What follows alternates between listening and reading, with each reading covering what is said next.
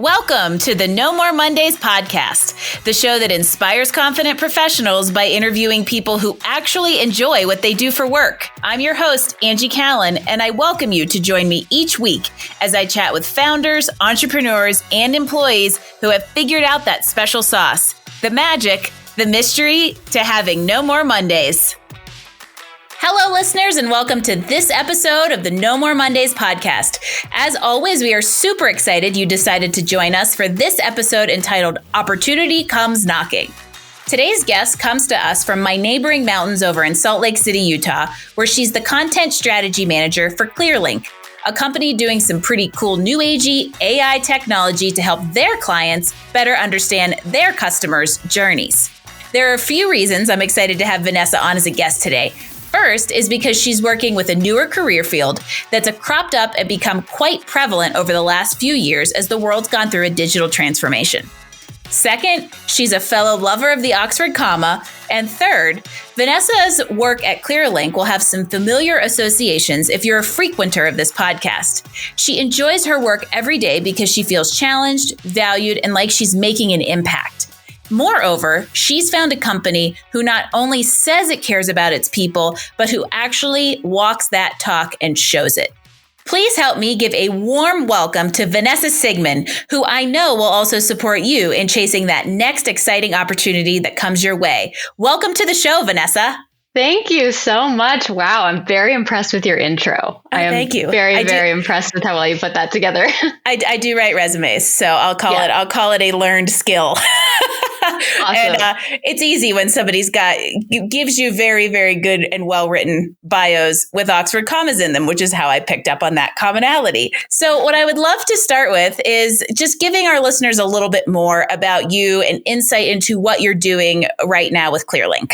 Absolutely. A little bit about me. I grew up in Las Vegas, Nevada. People always ask me what it was like to grow up in Las Vegas. And I say, everyone's experience is relative. So Las Vegas felt normal to me. Slot machines in every gas station, stuff like that. But, in a ton of different career exploration growing up in college, after college, I brought me to Clearlink. I actually just moved out to Salt Lake, was hoping to close the long distance gap with my partner and literally Googled good companies to work for in Utah, and Clearlink came up. Applied kind of as a shot in the dark to see if I had some sort of adjacent experience that they would accept me into the role. And luckily they took a chance on me. And as a content strategy manager, and originally I just started as a content coordinator or content strategist, what we called it 4 years ago.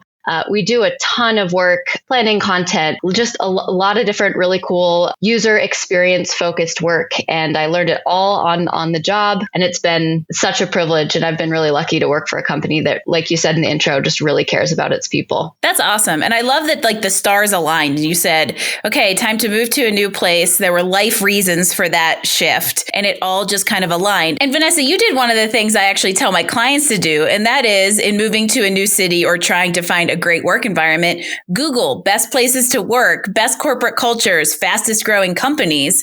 And you actually found somebody who aligned with kind of your values and personal mission in life. And I like that you said personal mission in life. I'm very social good driven. I want to do things that are good for the world. And I applied to work at this job at this company, that on one hand sells TV service. Like, why does that matter? Right. But their mission and their values are so tied to what I believe, a good person, a good world can be, that I was excited to work for them, despite the less kind of sexy work that I, feel like I'm doing day to day. But it's tied to a really good vision. So I love that. And you bring up a good point that I've also talked to people about, because that idea of being kind of mission minded, especially for people who get into mid-career and are ready to do something more meaningful, more mission driven, more aligned with their values, a lot of the things that we've already talked about just in this last few minutes. One of the things that I think is an important kind of delineation is you don't have to have the actual service necessarily be this sexy mission driven. You don't have to actually go work for a nonprofit who is literally doing mission minded work. But if the company does their work in a mission-minded way, it can make all the difference to you feeling like you have that impact. Absolutely. And I think companies can do a lot to be more mission-minded too, even if it's outside of what they do day to day. Clearlink has this Out of the Blue program is what it's called. And those are specific initiatives that they raise and employees can get behind, where we drove 25 hours down to Texas when Hurricane Harvey hit and did relief work. During the Black Lives Matter protests this summer, they did a huge initiative in matching donations to the NAACP. Like, it doesn't have to be all about what your core business is, as long as you're thinking about others and are mission minded in other ways. And I think that that's a really cool thing that more companies could adopt. And that's very, very well said. I want to touch on the actual career path you're in for a second. In a minute, I want to talk about how you got here. But I find a lot of people are not aware of this kind of content creation, writing, content management, content strategy track. It is a newer, true profession that has cropped up with this digital age, and it's actually very prevalent. And it's a new great way for people who are more creative or have a writing background to be in a growth track that is pretty well defined. So tell us a little bit more about what you actually do as a content strategy manager. Great question. And especially at my company, there are actually different paths based on what you just talked about. So there are specific copywriters for search engine, we call it SEO, search engine optimization. I know that that's kind of a buzzy term, but SEO is a huge part of what we do. So we have copywriters that are trained in good SEO writing. From a content strategy perspective, though, what I do and what my team does is we are all about optimizing the site, not from a copywriting perspective, actually, but more from a UX perspective, user experience. So we think about the different, we call them buyer modalities, people that are coming to our websites. There are the folks that are competitive and spontaneous, and those folks want to see top line information about a website or a service or a product. They want to see the pros and cons, and they want you to tell them what the right answer is. For example, you Google best running shoes out there for me. This is a very high level example, but some of the folks want to just see what the editor's choice is and why. Other folks, we call them more methodical or humanistic, and those folks want to read through all of the specs. They want to read through where the shoes are produced, where they're made. And we try and help users and our teams lay out our websites, web pages, websites, the entire user journey for all different buyer modalities. So we're trying to lay out a website for the best user experience. We call something a upside down triangle, put the most important information at the top and scroll down. We could get into a lot of UX best practices here, but that's what my team does, is just study user experience, measure changes that we're making, and try and make the site better for users and for the business. So always thinking about what the audience or the user is thinking and perceiving can really help build clarity around kind of how you lay out that content, whether it's for your business or whether it's, for a company you work for. Vanessa, tell us a little bit more about how you got into this career track. And I know you had a little bit of a winding path, which is something I really want our listeners to hear. So talk to me a little bit more about your progression to today. Since the age of 16, have been just looking for what my, quote unquote dream job would be. So I took every job under the sun. I worked for a sandwich shop to see if I liked the service industry. I worked selling or buying back textbooks when I was in college to see if sales would be a thing that I liked. I worked for a production company as a PA, doing everything PAs do at the bottom level of companies to see if maybe that was the career I wanted to go in, because I went to college in LA. And eventually I found a startup that I could intern at. It was called Yoobi, Yoobi. Similarly to the PA job, kind of did everything under the sun and had way too much responsibility as somebody just out of college that I should have. But it's because it was a startup, doing everything from event planning and coordination to inventory management and, working really closely with the operations team to get our products here from the factories. I learned so much at a place where there was no other choice but to learn. And that, I think, jump-started my career and jump-started kind of my thought process behind, if I don't know the answer to something, ask someone or figure it out. And that is kind of the only option when you're working at a startup. I really enjoyed that part of it. And I also remember applying for that job and having parents or family members say, don't you want to go for a big company, like go work at Target or go work at Amazon? Isn't there something to having name recognition behind the brand? And at the time I was like, no, this is what I want to do. I want to get a ton of experience here from this startup. And I did. And I think that just jump started my career because I have that kind of can do or figure it out mentality. What did you study in school? I studied marketing. Luckily, at the time when I was coming into college, I had no idea what I wanted to major in. I was undecided. And I had an inclination that I thought I might want to do business marketing, but I wasn't sure. And then kind of happenstance, my university, I went to Loyola Marymount University in LA, kickstarted this marketing program. They call it the M School. And it's a really, really interesting program where they take kids out of kind of textbook learning and are very much integrated with all of the digital marketing agencies in Playa Vista. They call it Silicon Beach. So half of our classes were in classroom and half of them were at different agencies being taught by industry professionals. So it was a really cool experience. And honestly, I only declared marketing because this cool new initiative was coming up at the M School or at Loyola Marymount University. And I thought I'd jump on it. And you got some real world experience alongside of that kind of academic experience, which is really cool. And the reason I specifically asked about your degree is because, and I'm not picking on you and this is not judgmental, but that kind of like a bachelor's degree in a more creative field can be challenging for new grads coming out of school, trying to figure out where to go with it. When you get into kind of marketing, communications, business administration degrees, there's an ambiguity there that is really awesome in one way because it's flexible, yet it can be hard to figure out like where to start your traction. And there's a message here I really want young people out there to hear, and that is that you tried some stuff and didn't get caught up in that kind of analysis paralysis of feeling like you had to make the perfect right move. And in trying sales and trying events and trying operations and trying administrative types of roles, you learned a lot about yourself and your strengths.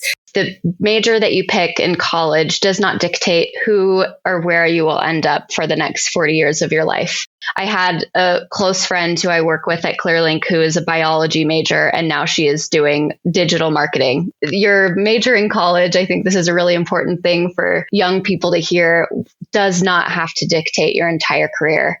So totally agree with that. I love when somebody else says something I say all the time because it adds a little bit more significance and credibility to it. But I think that I would even take that one step further to say, not only does your college education not dictate your entire career future, but neither is the first job you get out of school a life sentence into that career path as well. It's a starting point. And sometimes all you need is a starting point. Absolutely. It is really hard to know what you want to do when you're 18 years old. Yeah, I think it takes learning about yourself as an adult to really understand where you should go with your career path. And it's okay if that has some ebbs and flows to it. And one of the other things I really liked about what you had to say, Vanessa, was that idea of the experience you got working in a small company and a startup. Because bigger companies, come with great name recognition, street cred, I like to call it, on the resume. Mm-hmm. But you're also likely going to be kind of in a little bit more of a box due to the structure that the company has and how they have much more clearly delineated roles. Whereas if you work for a startup, which is like wearing a ton of hats, constantly changing, moving, evolving, or you work in a smaller company where you might wear 1.7 hats, you're getting a little bit more of a well-rounded experience that can inform what you enjoy and also give you kind of more diverse marketing going forward.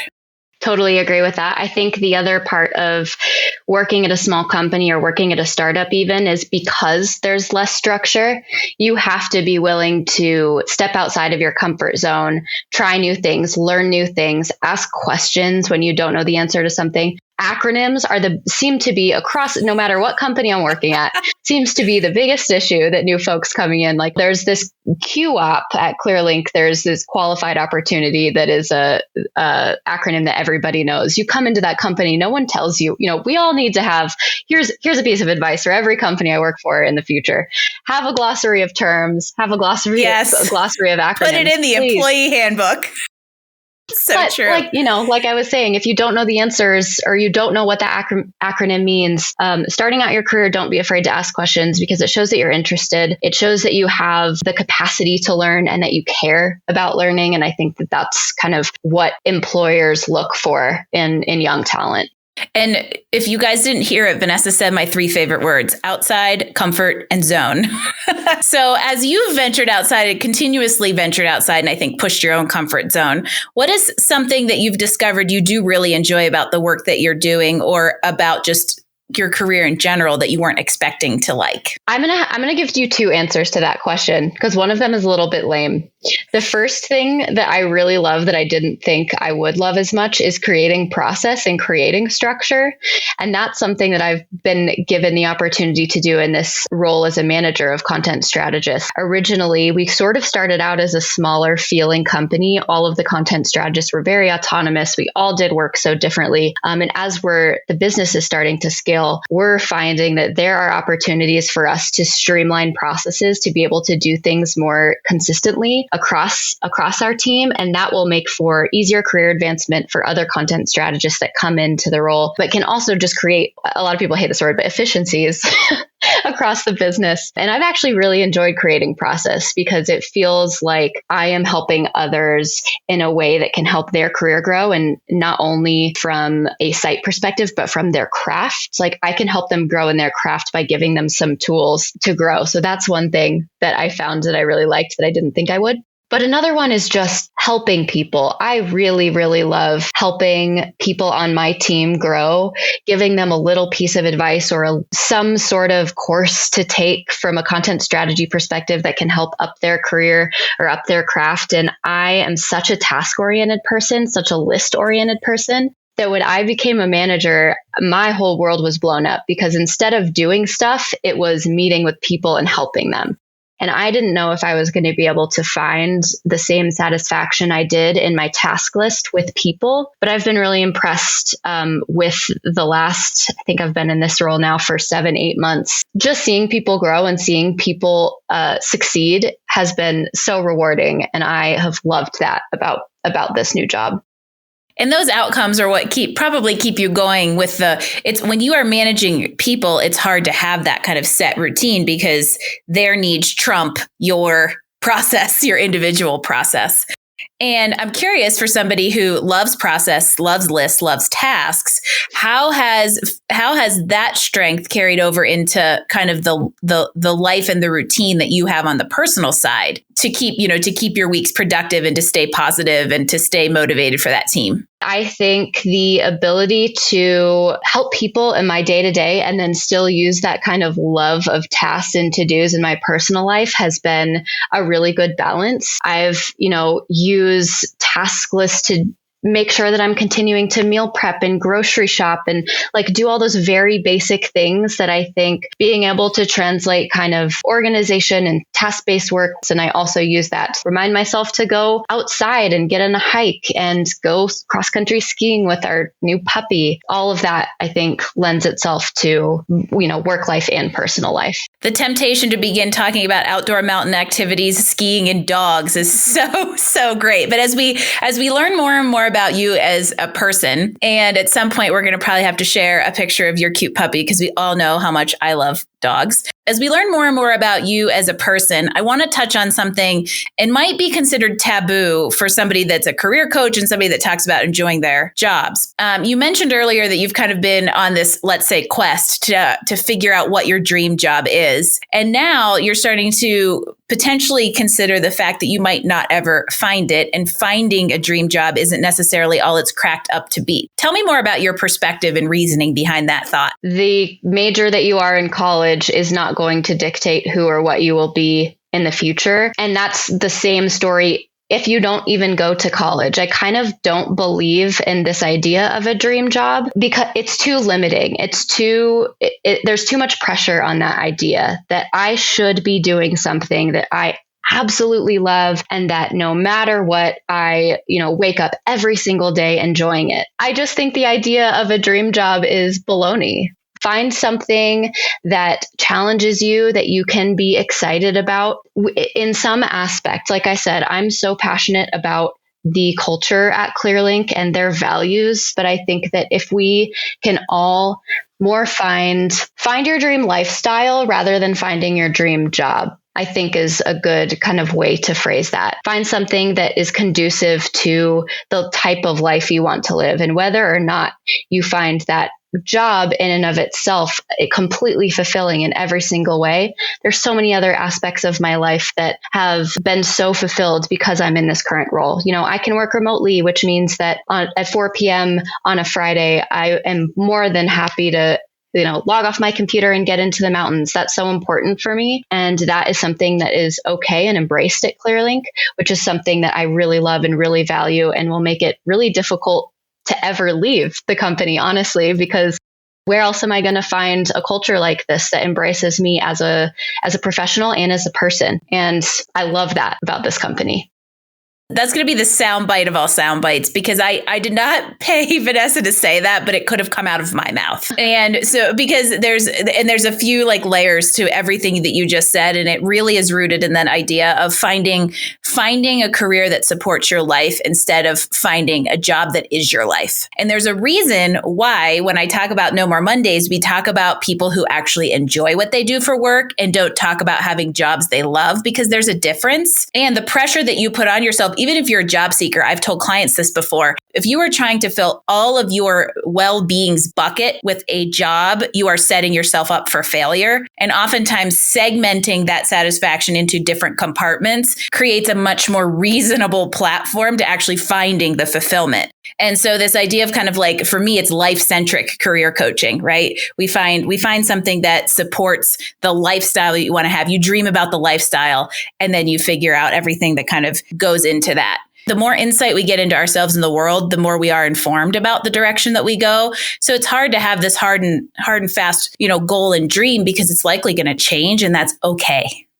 We've started as you as a professional. We're just getting to know you and you as a person more, and how you've kind of designed a life and fit career into it. So tell us a little bit more about the commonalities I think that you and I have about kind of having fun and I think getting outside, and some of the things that you do to kind of round out the personal side of your professional life.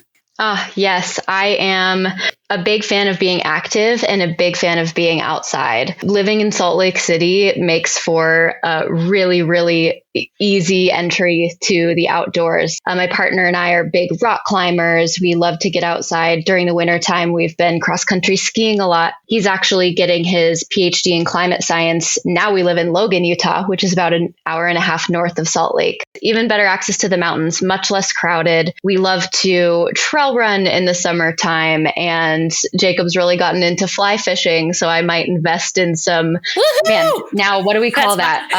Is that your big thing? Waders. Fly fishing? Waders. Oh, yeah. Thank you. But I always tell people, if somebody said you can have one outdoor activity that you can do for the rest of your life, it'd be fly fishing. If I could rock climb until I'm 60 years old, that would be enough. All right, so let's learn a little bit more about you. So I always like to play a game here on the No More Mondays podcast, and it's just a little session of rapid fire, some fun questions to kind of get to know you and, what makes you tick a little bit more. So, you ready? I'm ready. So this is becoming the hot question amongst our guests. Star Trek or Star Wars? Star Wars. Would you like me to elaborate? It's so funny. I try to rapid fire, but it never works. We always go into squirrels. But unilaterally, it seems that everyone answers Star Wars. And I'm not sure if it's because of Baby Yoda and Mandalorian, or what's your reasoning? I think the reason that people are more into Star Wars nowadays is Star Trek has not kept up with content the same way there's a new Star Wars movie every 4 months, it seems. So they're keeping their audience engaged. Like you said, there's Mandalorian, there's Baby Yoda. If you can have anything that can become viral the way they have made Baby Yoda become viral, Star Trek could win out. What is your favorite candy? A Reese's straight out of the freezer. That's my favorite candy. Yes, especially the ones that are like the hearts and the trees, because they have a higher ratio of peanut butter to chocolate. When you were a kid, what did you want to be when you grew up? A cheerleader. This is the funniest thing. Whenever anybody asks me that question, my answer is a cheerleader, because I have a specific memory being in Miss Strickland's class in the 2nd grade, and we did an activity where we all drew what we wanted to be when we grew up. My mother's a doctor, my aunt was a production executive, and my goal as a 2nd grade, I wanted to be a cheerleader. What food are you craving right now? I have really wanted a good chai cookie for the last couple days. So I think I'm going to bake later this week and make myself some dark chocolate chai cookies. Give us a great book recommendation. Atomic Habits is a really great book, especially around, I think this is a good audience for it. What was your favorite childhood TV show? Friends, and it still is. I remember sitting down on Thursday nights watching Friends with my family, and it was one of the best things about the week because, like I said, I had a doctor mom, so she was really busy, but always made it home for Thursday night Friends, and Friends has a soft spot in my heart. And of course, this is a show about Mondays, so we always end the rapid fire or not so rapid fire with asking you the first word that comes to mind when I say Monday. Opportunity. I think Mondays, the start of my week, are such a great opportunity to start new projects, to start learning new skills for your job or outside of your job, the opportunity to finish up projects or pick up where you left off. I know a lot of people on my team have the empty page syndrome. I know as writers, a lot of people talk about the empty page syndrome, and often Mondays are an opportunity to just get started, to just start on that thing that's been either plaguing you or that you haven't finished. This has been such a great conversation, Vanessa. You and I are so aligned in not only thinking about kind of the big picture of how work fits into life, the pieces of life that we kind of enjoy outside of our profession. So what's the best way for people to kind of find you and learn a little bit more about you and your career journey? Sure. You can find me on vanessasigman.com. And that links out to my LinkedIn and, something I didn't share, but I do some voiceover work on the side, which is really fun. So you can check out a little bit of my portfolio there too. Perfect. She just gave you a teaser to go visit. And you know what? You have a great voiceover voice. I can probably tell from this podcast. Well, so thank you. VanessaSigman.com. We will link to that in the show notes as well. And there have been so many great tips in here, from atomic habits to just even bigger picture perspective of how work fits into life. I would love for you to just give our listeners one more piece of advice. So what is your best recommendation for what our listeners can do right now to get one step closer to a more enjoyable career? I have two quick ones. My first one is be curious, ask a lot of questions, and be okay with not knowing the answers to everything. I think that my curiosity mixed with humility and drive has helped me advance my career a lot faster than I ever thought it was possible, because I am open and humble enough to say, I don't know the answer to that, or I don't know what you all are talking about, but help me get to a place where I can start figuring it out. So always be curious is my biggest nebulous recommendation. And my second, more tactical recommendation, maybe this is just for folks kind of in my field or in the digital marketing space, but get comfortable with Excel. And I know that is kind of a silly recommendation, but if you can more quickly navigate your machine and in a spreadsheet, as a content strategist, we're constantly looking at data. And if you're comfortable in Excel with kind of basic functions, that has gotten me a lot farther in my career than I ever thought it would. So yeah, technical skills. I really liked what you said about going through a process, going through life, going through an interview without knowing all the answers. So that is a really, really great piece of information, whether it's a bigger career exploration or just within your job every day. Vanessa, this has been just an amazing conversation. Thank you so much for being part of our show and joining the No More Mondays movement. As always, we love hearing from people who are enjoying what they do for work and in life, and you are absolutely no exception. Remember, friends, when an exciting opportunity comes your way, don't be afraid to chase it, ask for help, or learn a new skill to help it be within reach. Until next time, we would love for you to subscribe to the No More Mondays podcast and leave us a 5-star rating and review so we can continue to inspire confident professionals everywhere with these great stories of people who actually enjoy what they do for work. If you'd like to leave us comments, feedback, or submit guest suggestions, please visit us online at nomoremondays.info. Thanks for listening to this episode of No More Mondays. We hoped you grabbed some great insights to help you improve your professional satisfaction. Please visit us at Apple iTunes and give us a rating so we can continue to offer you awesome interviews and content each week. No More Mondays. New episodes drop every Wednesday. No More Mondays is brought to you by Career Benders, Inc. in partnership with executive producer Jane Durkee. For more information about career coaching, resume writing, personal branding, recruiting, and entrepreneurship coaching services, visit our website at careerbenders.com. That's Career Benders, B as in boy, S as in Sam.com. This is your host, Angie Callen, signing off. Until next week when we chat with another inspired, confident professional.